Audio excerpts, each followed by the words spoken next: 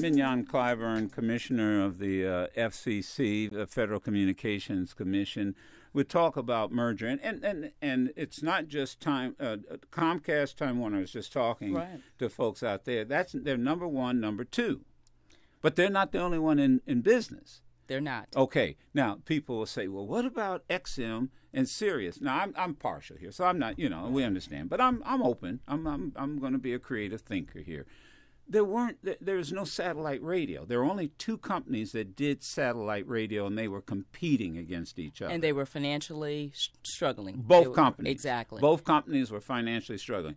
The folk who had a problem with satellite radio were terrestrial radio people. They saw that as major competitors. Mm-hmm. The other thing I found interesting, too, we had a meeting, the marketplace, terrestrial radio still controls 72% of radio listeners. I think we're like 18%. And someone said, well, satellite radio, who are your competitors? Right. And our CEO said, everybody. Pandora.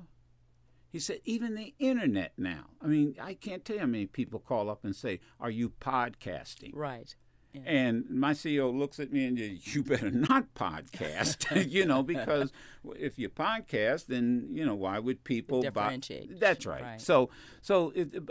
But this is different. So when 1 and 2 decide that they want to merge, doesn't that create a problem for the competitors out there? Well, competitors? From a regulatory standpoint, you have to look at the marketplace. Right. Sometimes there are natural monopolies or oligopolies, if we want to go back to go back to school, so to speak.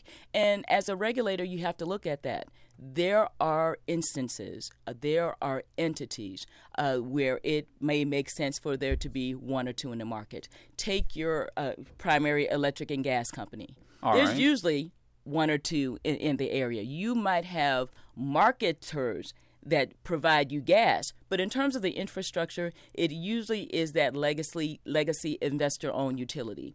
It is quite natural. You don't want 10 companies digging up the ground at different times. So it is natural in some instances for there to be a monopoly. In this case, the commission concluded, it was before I came in, right before I came in, that this might be one of those cases where this is a natural monopoly. And if this the cable is, meaning Sirius XM. Oh, Sirius XM. Yeah, Sirius this is XM. before you came on board. Right. Sirius XM. And right. If this is a case, then we need to put a regulatory framework in place to ensure that consumers are protected. And that's why a regulatory body like the FCC is in place, where competition is not sufficient, or if the market does not develop to the point where it will allow competition to sort of self-regulate, to provide those opportunities, to provide downward pressures in prices, then you've got a regulatory body in place that says, okay, we're going to look closely at this monopoly to ensure that the consumers that are engaging in this space are protected. And so that's why you have bodies like mine, because we know markets are not perfect.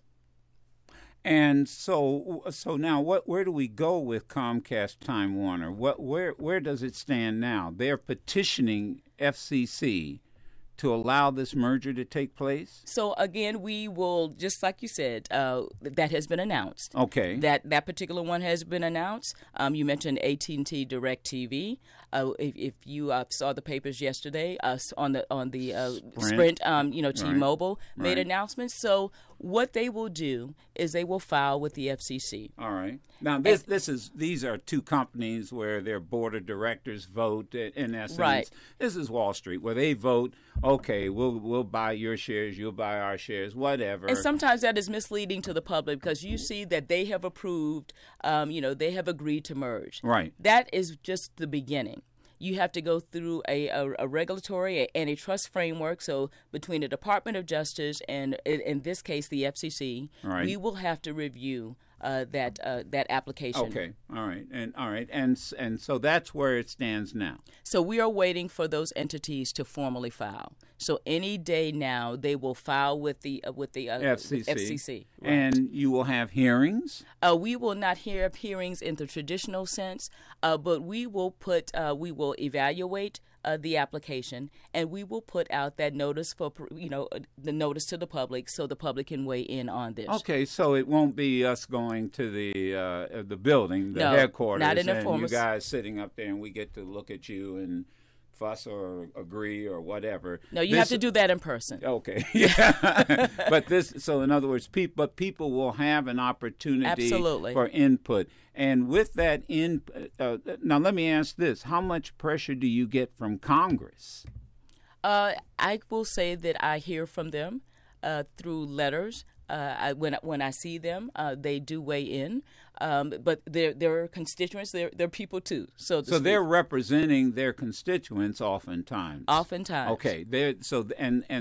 But can they overturn what the FCC does? The FCC is an independent agency. Oh, okay. So they can't overturn it. They cannot. They can weigh in just like you. They can pass a resolution or a non-binding. But in terms of approval of mergers of this type of engagement, that is strictly that's the Department of Justice making a recommendation. But in order for a license to be delivered or to be granted.